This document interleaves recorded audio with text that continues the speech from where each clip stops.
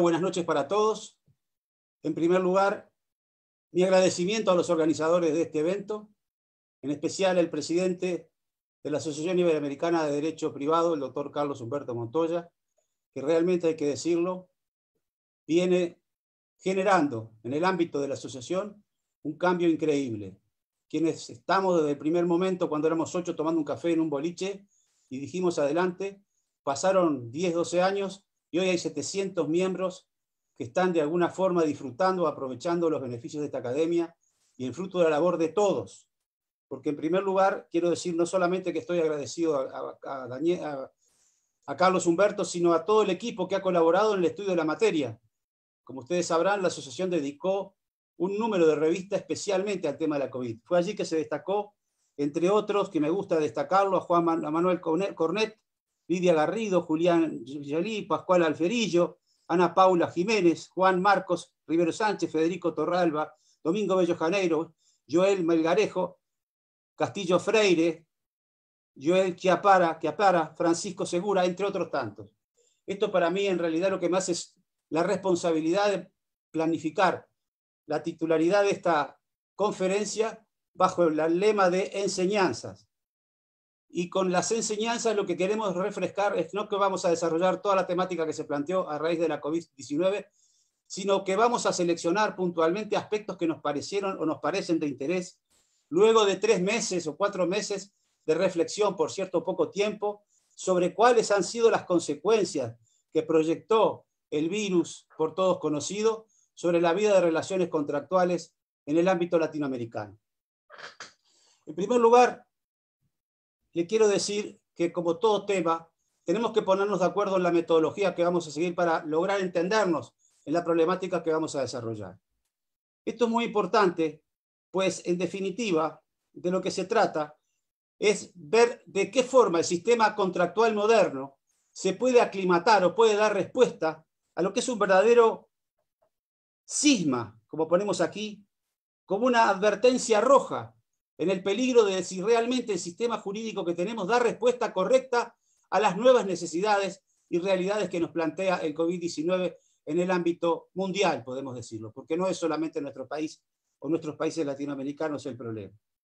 Lo que sí nos vamos a preocupar es de las novedades, de lo que podemos considerar esto puede ser novedoso, no desarrollando, vuelvo a repetir los temas, sino los matices que puede tener cada uno de ellos. Para comenzar, decirles que partimos de un enfoque tridimensional del derecho enseñado por Carlos Fernández Cesarego, de manera que para nosotros el sistema jurídico está conformado no solamente por estudio de normas, sino por el estudio de la realidad socioeconómica, de la realidad axiológica y normativo que corresponde al fenómeno jurídico. Aquí la realidad social y económica es realmente increíble porque la pandemia ha generado cambios virtuales en el desarrollo de cada uno de nosotros. El solo hecho del lema «quédate en casa» generó una distorsión en el cumplimiento contractual en el ámbito internacional mundial, porque en definitiva nadie podía estar presente en el cumplimiento de sus contratos y tenía que estar pendiente en casa.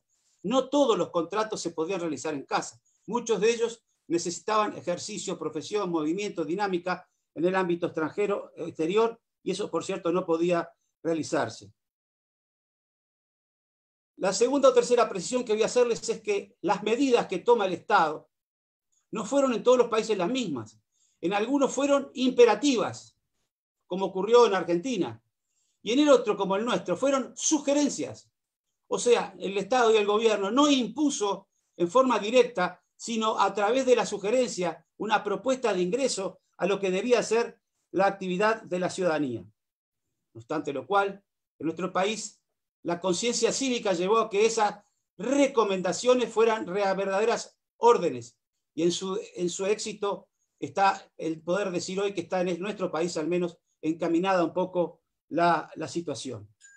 Del punto de vista ético, el componente ético fundamental de esta relación jurídica es que nos lleva a todos en el momento de contratar a ser más solidarios, más colaboradores. Y ahora vamos a decir todos estos buenos principios, buenos criterios, ¿en qué los vamos a fundar? Es muy sencillo decir, bueno, a las horas difíciles tenemos que ser colaboradores, solidarios, pero da la sensación de que es una poesía sin sustento. Vamos a ver esta tesis en qué se aprieta. Y desde el punto de vista jurídico, Otra realidad increíble que tenemos que ponernos en la cabeza es que el derecho no es la ley solamente. El derecho está conformado por leyes y otras circunstancias normativas que lo componen. Y en nuestro caso, específicamente en el que tenemos que encarar hoy, el derecho aparece integrado, por ejemplo, con protocolos administrativos que pasan a conformar la realidad del contrato. ¿Por qué? Porque la actividad de determinados negocios va a estar supeditada a que se puedan respetar determinados protocolos impuestos en el interés general. Y esta frasecita pequeña implica una gran significación jurídica, porque ese contrato queda supeditado en su ejecución al respeto de normas que jamás pudieron haber sido previstas en su origen entre las partes. Y aquí aparecen los instrumentos, aparece el ordenamiento jurídico, como siempre lo decimos en facultad, no se olvidó de lo imprevisto, sino que dejó abierto ventanas, pautas jurídicas, principios generales que precisamente fueron pensados con sabiduría para posibles situaciones como la que estamos enfrentando ahora, de que tengamos que prever lo imprevisible. Porque nosotros, en definitiva, el ordenamiento jurídico, cuando reguló el principio fundamental y sustancial de la buena fe, que como ustedes van a ver aparece en escena en nuestro capítulo en varias oportunidades, se proyectó el mismo a través de distintas pautas, dándole fundamentos precisamente al deber de colaboración, al deber de solidaridad, todos ellos con plena vigencia en la temática que estamos enfrentando en la actualidad. En síntesis, el derecho no es la ley solamente, y tampoco el contrato es la autonomía de la voluntad solamente, sino que es la autonomía de la voluntad más lo que la norma prevé y más la consideración de las circunstancias que lo integran y forman parte de él, como vamos a ver a continuación. En cuarto lugar, otra pauta metodológica fundamental en esta temática. Es algo a lo que la asociación le dedicó con sabiduría un número entero de su revista, que es el derecho civil constitucional. No podemos pensar en resolver estos temas de gran importancia alejándonos de los valores de la Constitución porque somos civilistas o somos privatistas. Muy por el contrario, nosotros partimos de la base de una interacción. Aquí el derecho se nutre de las enseñanzas del derecho privado, de los contratos y particularmente de los valores constitucionales, porque ¿en qué otro lugar se puede consagrar mejor valores esenciales como el de la salud, el de la vida, el de la solidaridad, el de la integración? Todos esos valores no son ideología pura, están consagrados en la Constitución y se proyectan dentro del contrato a través de la ventana abierta a la que estamos haciendo tantas veces referencia, que es la ventana de los principios generales que están en el artículo nuestro 16 del Código Civil, consagrados con carácter general, y en las distintas codificaciones los tienen como principios generales de integración al sistema jurídico. De esos principios generales se engancha también los principios constitucionales y forman un todo que se interaccionan. Es el verdadero diálogo de fuentes. No puedo concebir un contrato al margen de la vigencia de los valores contractuales constitucionales. Valores que por otra parte son inherentes al ser humano y que están reflejando la integración del orden público con el orden privado. Y este es otro gran concepto que sabemos que debemos manejar. Cómo los contratos empiezan a tener una visión ya no tanto privatista, sino que deben de ser contemplados en función de un interés general, que es el que proyecta su vigencia y su validez y efectividad para el caso concreto. El contrato no tiene sentido al margen del orden público y al margen de las buenas costumbres, y es desde allí que también se nutre para dar respuesta a estas situaciones tan complejas en particular.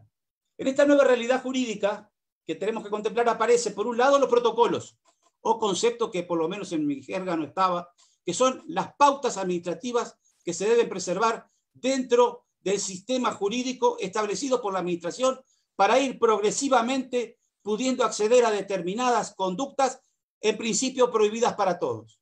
Por ejemplo, los protocolos que se han establecido para liberar los restaurantes, con sus distancias, con el número de personas, con el gel, con el alcohol, etcétera, etcétera.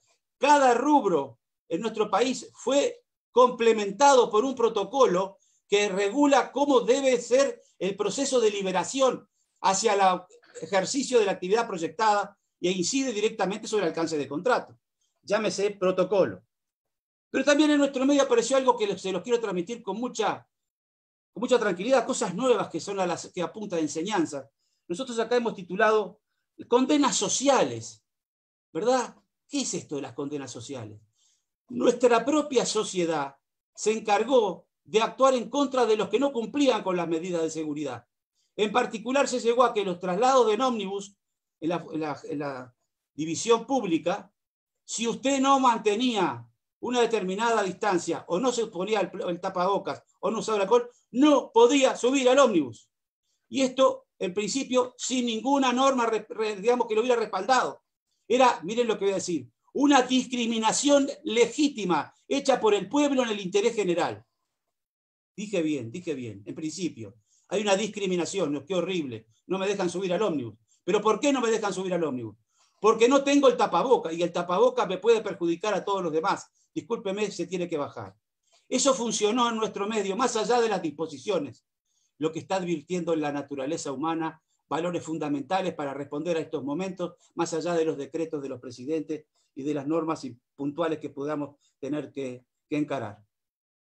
Pero claro, vamos a ver estrictamente en el ámbito contractual y ahí aparecen, ¿verdad?, el quiebre que a uno allá me ha dicho, el quiebre de las viejas estructuras. Yo, si bien digo que las viejas estructuras no son impecables para encarar las nuevas situaciones, sí digo con firmeza que en las viejas estructuras se previeron elementos, nada más ni nada menos como la consagración de un principio general del derecho como el de la buena fe, que es una verdadera ventana abierta al ingreso de nuevas necesidades del sistema, para que el mismo, dentro de la seguridad, no sea injusto. Dentro de la seguridad no sea injusto. Es entonces que entró en escena la vedette, como yo le llamo, que es el principio de la buena fe. Este principio de la buena fe, quiero decirles que hicimos un estudio en función de la importancia que le asignamos a esto, que abarca completamente todo lo que es la normativa que se destinó a la regulación de la buena fe como inyectora y protectora del contrato en el ámbito mundial. Es así que tenemos textos que después se los puedo pasar oportunamente, de Brasil, Ecuador, Paraguay, Costa Rica, Puerto Rico, Bolivia, etcétera, todos los países de América. Y hemos tratado de categorizarlo, toda la nómina de países, categorizarlo en dos grandes categorías, la que le llamamos la categoría A y la que llamamos la categoría B. Dentro de la categoría A aparece Francia, Colombia, Argentina, entre otros. ¿Y por qué está la categoría A y la categoría B? Porque desde nuestro punto de vista, son las normas que, siguiendo la tradición, han propuesto la mejor redacción que hay, por lo menos desde nuestro punto de vista, para instrumentar la buena fe como instrumento de actualización y regulación del sistema contractual. Voy a tomar en su origen. Artículo 1135 del Código Civil francés. Las convenciones obligan no solo a lo que en ellas se expresa, sino también a todas las cosas que la equidad, la costumbre o la ley otorgan a la obligación según su naturaleza. Colombia. Los contratos deben ejecutarse de buena fe y por consiguiente obligan no solo a lo que en ellos se expresa, sino a todas las cosas que emanan precisamente de la naturaleza de la obligación o que por ley o la costumbre pertenecen a ella. Nos quedamos con este y después hay 5 artículos más que siguen prácticamente la misma redacción. ¿Por qué los consideramos la línea primera dentro de todo nuestro planteo? Porque dicen una cosa muy clara, que hay que saberla leer con calma, inclusive hasta con espacios de tiempo. La buena fe. Los contratos deben celebrarse, interpretarse, ejecutarse de buena fe. Obligan no solo a lo que está formalmente expresado. En facultad hago un minuto de silencio, para que el que me escucha asuma que estamos diciendo que hay una norma que dice que los contratos obligan no solo a lo que en ellos está expresado, sino a todas las consecuencias que según puedan considerarse comprendidas en ellas, con los alcances en el razonable que se habría obligado un contratista cuidadoso o previsor. Otros como el nuestro dicen según las consecuencias equivalentes a la ley, el uso y a la equidad. Quiere decir que es el propio sistema jurídico que en materia contractual, para prevenir lo imprevisible en un principio, utiliza, podemos llamarle una delegación de atribuciones, un criterio amplio de interpretación. Y ahí tengo acá una anotación que me hizo una vez una pregunta un respetado jurista cuando estaba desarrollando esto, y me dijo textualmente, ¿a usted no le da miedo sacar la fiera de la jaula? Me quedé mirándolo. Y es lo que nos pasa a todos cuando hablamos de la buena fe. Nos parece una cosa muy divertida, muy adornada, queda precioso tenerla. Pero nos da duda de si la sacamos, la podemos estar utilizando en gestiones o construcciones que determinan inseguridad jurídica. Pues bien, al que así piense, le voy a decir, no he encontrado una sola norma que me cuestione el ejercicio abusivo del principio de la buena fe. He encontrado, sí, jueces sabios que interpretan que esta delegación de atribuciones que hace el codificador al intérprete no puede ser arbitraria, tiene que ser fundada. Y es ahí donde yo sostengo que en la medida que sepamos utilizar este instrumento, es el que nos va a dar pie para los futuros medios a los que vamos a hacer referencia a continuación, con los que pretendemos dar respuesta a la nueva situación que estamos encarando. Pero el desarrollo de la buena fe, que yo ya lo considero como vertebral en todo el sistema jurídico, también se proyectó el derecho transnacional. Llámese las disposiciones como las normas UNIDROIT, los principios blandos, etcétera, etcétera. Está apareciendo cada vez más regulada. Y como si fuera poco, apareció un autor que dice, pero hay también una primera clase de buena fe, que es aquella que está apareciendo en los títulos preliminares de los códigos civiles, y nos dice que todo ejercicio de un derecho debe ser realizado de buena fe. Y con criterios generales es una pauta que se viene siguiendo en todas las modificaciones de los contratos civiles modernos, que empezaron allá lejos con el contrato español, que fue uno de los primeros que lo estableció con gran sabiduría. Vuelvo a repetir, no podemos tener miedo a decir que la jurisprudencia o la doctrina, a través de la aplicación de un derecho, de un principio como el de la buena fe, crea derechos u obligaciones. Y lo vamos a ver en el desarrollo cuando llegue los ejemplos. Cuando yo me refiero, por ejemplo, en forma de ejercicio, ¿no? Una obligación de seguridad, un deber de renegociar, un deber de suspensión de la prestación que la vamos a ver ahora, una obligación de informar, una obligación de colaboración, un derecho de prevenir. Todos estos institutos no son agua de borrasca, son sólidos, firmes, sustentados en el principio de la buena fe. Son proyecciones que tienen vigencia plena. Así que cuando una persona dice, esto que tú tenés que hacer, lo tenés que hacer porque tenés el deber de colaborar en tal circunstancia y en tales hechos, no es que le está aplicando un principio que a él le parece humanitario, no, lo está aplicando un principio jurídico con fundamento normativo a través de lo que estamos expresando. Y ahí empezamos con algunos de los factores que yo les quería decir a ustedes, una situación que se nos ha estado dando, que es la suspensión de los contratos. Esta figura, la verdad que yo no la tenía muy elaborada, la habíamos estudiado en el tratado cuando dimos la excepción de incumplimiento contractual. Situaciones en las que uno se exceptúa porque el otro no cumple. Y aquí la importancia de preguntarnos si es posible exceptuarnos o suspender las prestaciones porque la prestación se hizo difícil o imposible de realizar. Amén de cualquier otra presión. Simplemente, ¿la suspensión es viable como institución? Aquí vamos a proponer la lectura del artículo 1032 del Código Civil argentino, que regula precisamente la suspensión. Y nos dice con toda claridad que una parte puede suspender su propio cumplimiento si un menoscabo, si sus derechos sufriesen una grave amenaza de daño porque la otra parte ha sufrido un menoscabo significativo en su aptitud para cumplir o en su solvencia. Esta suspensión queda sin efecto cuando la otra parte cumple o da seguridades suficientes de que el cumplimiento está realizado. ¿Por qué planteo esta figura de la suspensión? Porque ante la eventualidad de que la causa sea temporal, muchos han dicho, no, yo no lo doy por extinguido, suspendo la prestación hasta que veamos cómo ocurre, cómo se da el desenlace. Y en ese momento, después de la suspensión, yo retomo la postura jurídica contractual. Y me han aparecido varias personas que en las negociaciones individuales me dicen, no, Ordoqui, yo no quiero terminar el contrato. No me interesa el caso fortuito ni la fuerza mayor. Me interesa que usted lo suspenda. Y me lo han dicho con total naturalidad y a mí me iluminó en el sentido de pensar, bueno, esa suspensión, ¿está conforme a derecho?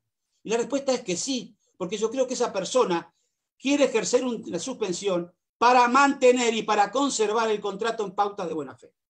Esto lo dejo no como un tema resuelto, sino como de esos temas que uno pone la semilla y pueden dar brote de quizás ideas mejores, seguramente ideas mejores, para que la cosa pueda ser más funcional y aplicable. También lo hemos visto en las últimas como enseñanzas, en las últimas proyecciones, en el abuso de derecho. También he visto mucho el denominado hoy en boga oportunismo. O sea, aquellos que aprovechan la situación de ya preexistía de incumplir con la prestación para dilgársela al caso fortuito o fuerza mayor. Entonces está muy claro que nadie puede utilizar estas figuras cuando está en situación de irregular o de culpa. Nadie puede aplicarlas. Eso es un concepto que ya no vamos a desarrollar aquí toda la temática del caso fortuito o fuerza mayor. Pero yo no puedo de ninguna manera, ¿verdad?, agarrar y decirme, aprovechar la circunstancia, dice la palabra oportunismo, de que pasa esto para imputarle mi incumplimiento preexistente al coronavirus, al COVID-19, si bueno, ahora no te paro por tal razón. He visto varios casos y ahí le llamamos el fenómeno del oportunismo. También en esta materia hemos visto el abuso de precios. El abuso de precios excepcional que se produce, por ejemplo, con el alcohol, con los tapabocas. Hubo un desbande desde el punto de vista, digamos, del mercado, que llevó a que el propio gobierno permitiera a empresas a salir a fabricar más en forma acelerada el alcohol para poder competir dentro del mercado. La buena fe condena no solamente el oportunismo, el abuso de los precios, también condena el abuso en las cláusulas abusivas. Esta situación desgraciada por la que estamos viviendo ha determinado un incremento notorio de la vulnerabilidad de las personas. La última vez que estudiábamos esto, lo estudiábamos como una figura dentro del derecho del consumo, dentro del staff general de nuestra convivencia social. Hoy con esto caemos un instante más abajo. Todo lo que implica esta vulnerabilidad es muy superior. Gente que pierde, hombre y mujer, su fuente de trabajo, que no tienen cómo alimentarse, ¿verdad? Y todavía en esas circunstancias aparecen quienes le sacan firmas para lograr obtener mayores beneficios financieros. Es grosera la oferta financiera que a veces uno ve en el mercado, tratando de aprovechar la plata que no tienen los más débiles. Eso es cada vez más notorio en el mercado nacional e internacional. Es uno de los aspectos que quizás en algún momento haya que tratar con mayor profundidad.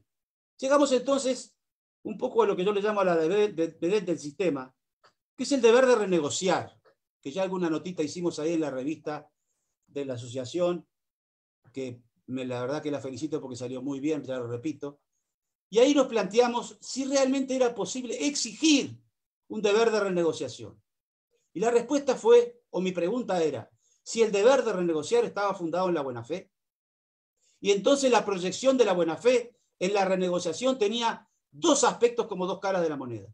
Por un lado, operar como fundamento de este deber a quien debe de actuar de buena fe y colaborar para conservar el contrato.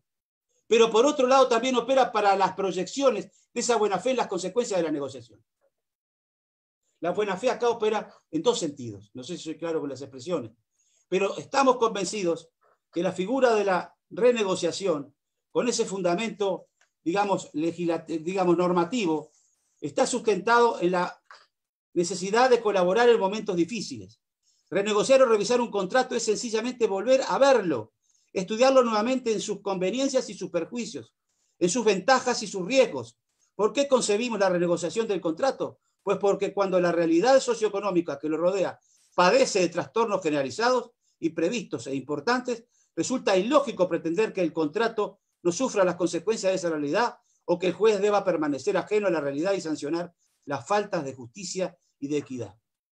Creemos que es un instrumento que hay que replantearlo, es un instrumento que hay que revisarlo, es un instrumento que ya venía regulado en la cláusula, si ustedes recordarán, cláusula hardship, que es la previsión de lo imprevisible, aquellos que regulaban en sus contratos, sobre todo en los internacionales, qué pasaba con las posibles ocurrencias en el futuro de acontecimientos imprevisibles, y lo regularon en forma expresa.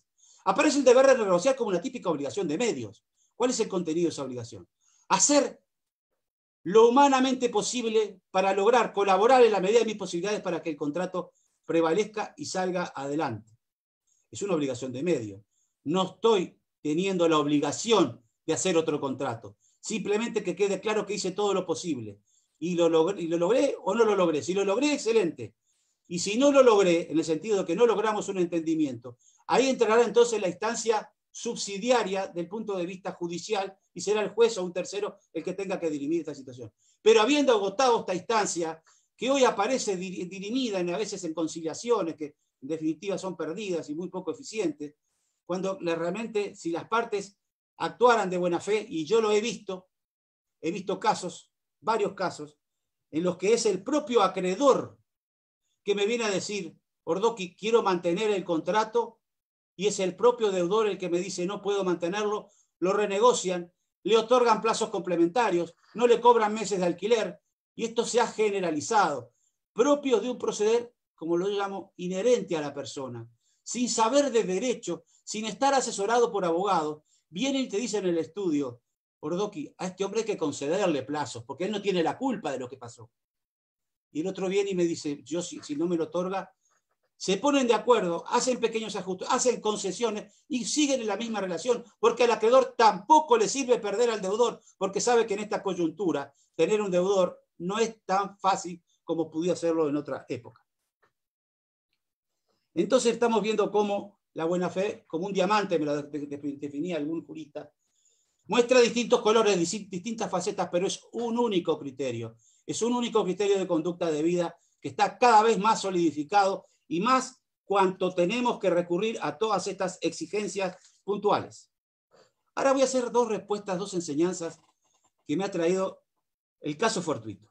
Estamos todos de acuerdo, yo no voy a entrar aquí, vuelvo a repetir, en la conceptuación del caso fortuito, las teorías, todos ustedes saben que se tienen que configurar hechos que de alguna forma sean no imputables, imprevistos, inevitables, pero dice también el requisito del cumplimiento imposible.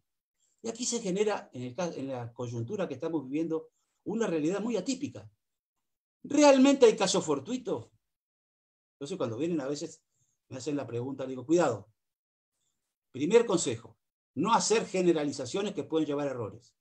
No hay un criterio único, porque hay situaciones que sí son casos fortuitos y otras que no son casos fortuitos, y otras que están en situaciones intermedias o en proceso de determinación. Ay, Ordoqui la está complicando, no. Vamos a tratar de clarificar. Está el caso fortuito donde la imposibilidad es absoluta. Desde el primer momento sé que si se cortó el tránsito, no voy a poder entrar en la mercadería que tenía prevista para una determinada fabricación de un determinado producto. Esa es absoluta, la imposibilidad es absoluta. Pero hay otras imposibilidades que son relativas, que es la que estamos viviendo ahora. Justamente fueron imposibilidades en un momento, después con el tiempo se fueron, a medida que fueron pudiendo la sociedad y avanzando las estrategias gubernamentales de combate al coronavirus, fueron disipándose las medidas de control y lo que antes era imposible, con el tiempo pasa a ser posible. O sea, lo que se llama temporalmente imposible. Y entonces, en definitiva, ¿cuál es la figura?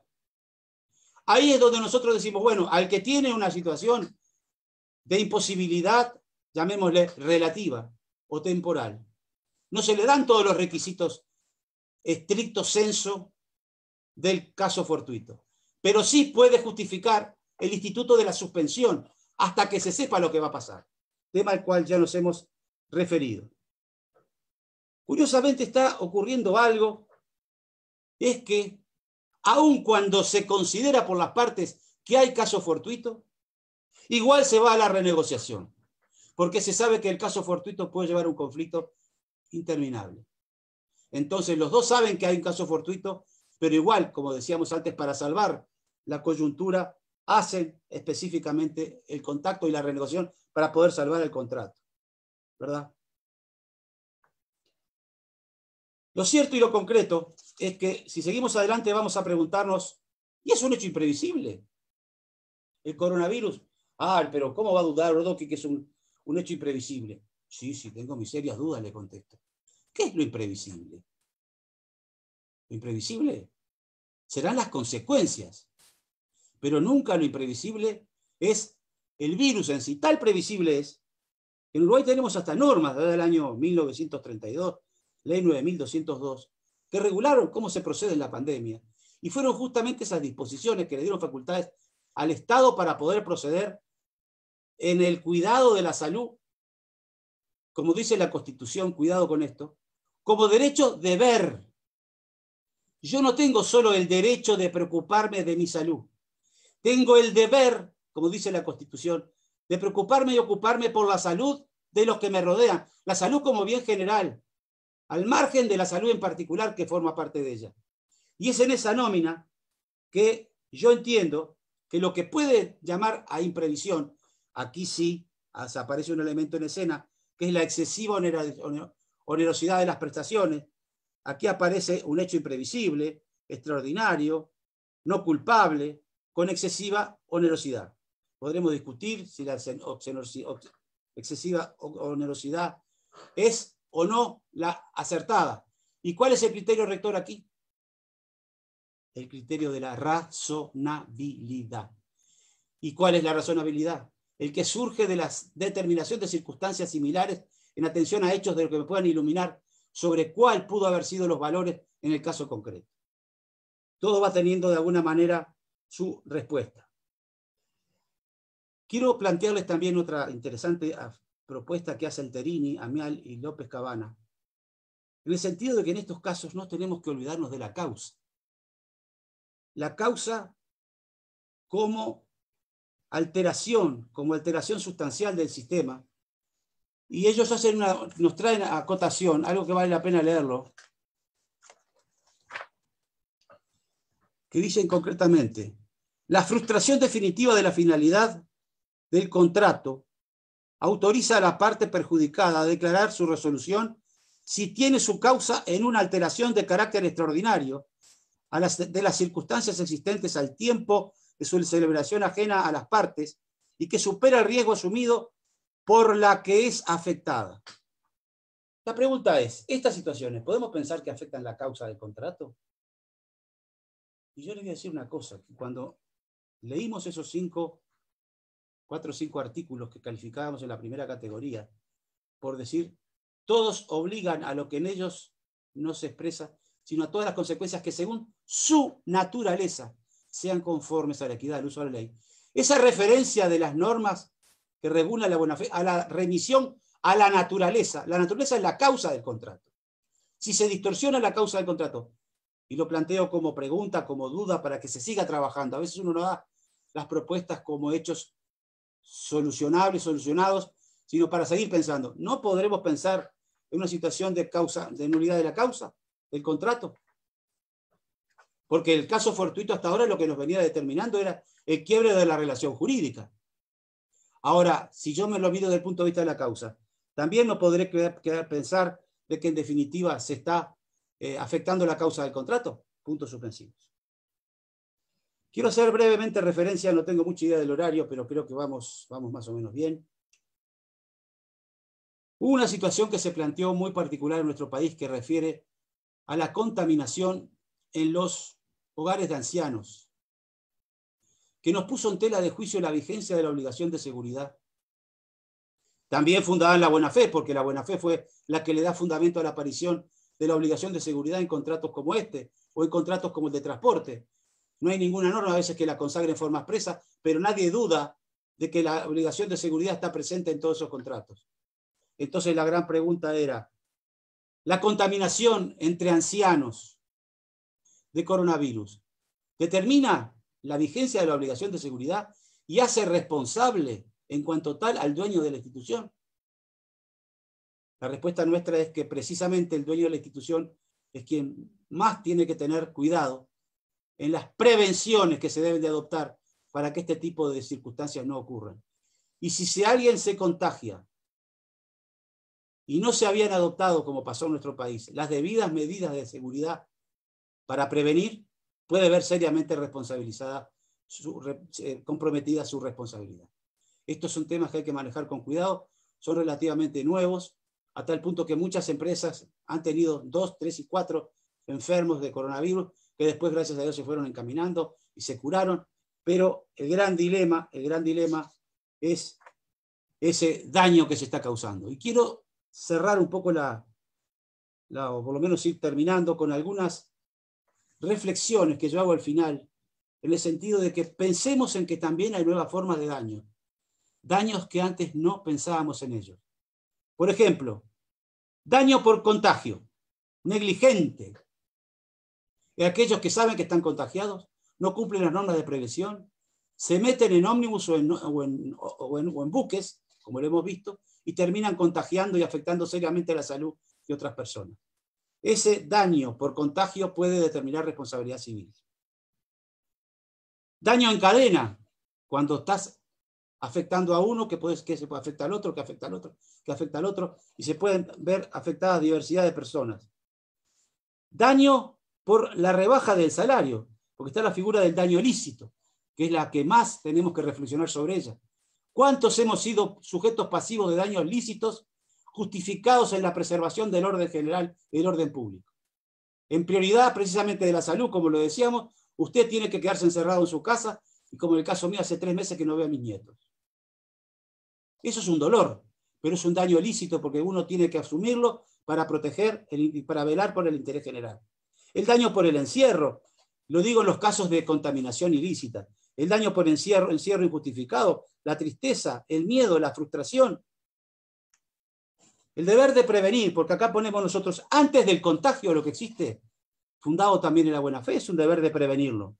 Por eso también tenemos una disposición, que es el artículo 710 del Código Civil Argentino, que vale la pena que lo tengamos en cuenta. Que vale la pena que lo tengamos en cuenta porque es una norma que regula con total claridad la prevención del daño. Concretamente lo que dice la disposición es que, en definitiva, no solamente tenemos que esperar el daño causado, sino que tenemos que ir hacia la prevención del daño. Entonces, en este sentido tenemos, toda persona tiene el deber, en cuanto de ella dependa, de evitar causar un daño no justificado. Adoptar de buena fe y conforme a las circunstancias las medidas razonables para evitar que se produzca un daño o disminuir su magnitud, si tales medidas evitan o disminuyen la magnitud de un daño del cual un tercero sería responsable. Tienen derecho a que éste le reembolse el valor de los gastos en que incurrió conforme a las reglas del enriquecimiento sin causa y no deberá gravar el daño si ya se lo produjo. Ustedes saben que a veces uno cuando estudia derecho comparado se pregunta, ¿y para qué aconsejo esto? Hay una cosa que tenemos que tener en clara. Ciertas normas tan bien redactadas como esta, en realidad encierran principios generales del derecho. ¿Cómo traslado este artículo 710, que es derecho comparado, a mi sistema jurídico? Pues simplemente presentando la figura de lo que redacta como un principio tendiente a la prevención del daño, que es un área en la que hay que trabajar muchísimo y que estoy seguro que la asociación seguramente lo va a hacer y fomentar. Pues este deber de prevención, en esencia, como lo dice la propia norma, y por eso la destaco, se funda también en ese deber insigne y principal de buena fe al que estamos haciendo referencia. Bien, para concluir, quiero leerles algo que más o menos escribimos, que de alguna manera quería yo encerrar el criterio de enseñanzas y decirles que en estas enseñanzas jurídico-contractuales hay algunas que son mayores que las jurídicas, que son las enseñanzas morales y éticas que nos está dejando toda esta temática vinculada al enfrentamiento del relacionamiento jurídico-contractual y las consecuencias del coronavirus. Nuestro pensamiento lo vemos reflejado en alguna forma en las palabras inteligentes de José Luis Perales, cuando destaca que tenemos que darnos cuenta que estamos viviendo un momento muy particular, donde la soberbia humana ha quedado arrodillada ante un microscopio enemigo. Estamos viviendo elecciones que nos hacen despertar ante cuán importante era sentirnos cerca y demostrarnos el amor y el respeto y consideración recíproca. Como bien señala el contautor citado, todo esto posiblemente no sea apocalíptico, pero sí aleccionador. Quizás la humanidad necesitaba una sacudida que nos despertara del letargo automático en el que vivimos. Afloraron valores naturales como el de la solidaridad y el bien común. Sí, estamos aislados, pero al mismo tiempo estamos unidos. Esta nueva realidad fue, por cierto, impensable a la hora de nuestros codificadores, que conscientes de unas limitaciones, nos dejaron una ventana abierta para poder respirar en casos de emergencia como el 1291 y los que regularon en todo el mundo el principio de la buena fe. Todo cambió. Saldremos juntos. De esta saldremos juntos. Y le daremos valor a ese abrazo. a esa mano extendida de quien te quiere o colabora contigo en la realización de determinadas gestiones empresariales. Este virus nos hará mejores, porque nos hará iniciar todo desde cero. Pero ahora, y solo por ahora, no nos agarremos de las manos. Estamos convencidos, concluye con acierto el cantautor, que muy pronto, juntos, podremos llegar a donde jamás hemos ido. Amén. Bien, ahora quedamos un poco al alcance de alguna pregunta que se quiera hacer. Espero haber sido claro. No sé qué les parece a ustedes, cómo sigue esto.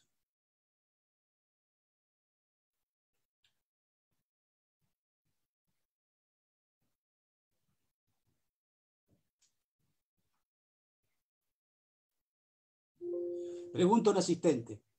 ¿Pueden las medidas de un gobierno modificar el contrato? La respuesta es rotunda, clara y concisa. Sí, lo puede, primero porque son normas de orden público y ningún contrato podría apartarse de las normas de orden público. Pero además porque el propio código, en las disposiciones, no sé tu nacionalidad, pero cuando recurras te vas a dar cuenta que obliga no solo a lo que él se expresa, sino a todas las consecuencias que según su naturaleza se conforman a la equidad del uso de la ley. El contrato es una realidad que tiene contenido y efecto. El contenido está determinado por el acuerdo de partes y el efecto por las normas que regulan ese acuerdo de partes.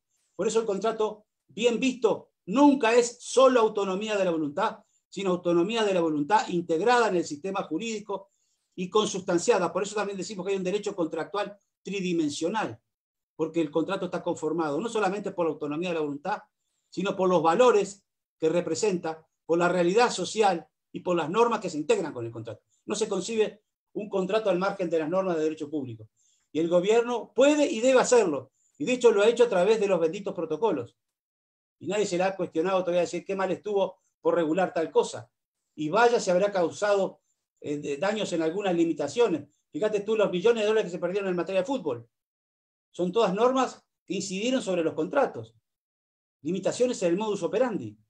Y bueno, todo eso es perfectamente posible. ¿Por qué? Porque se actúa dentro de un interés general, en respeto del orden público y por el bien común.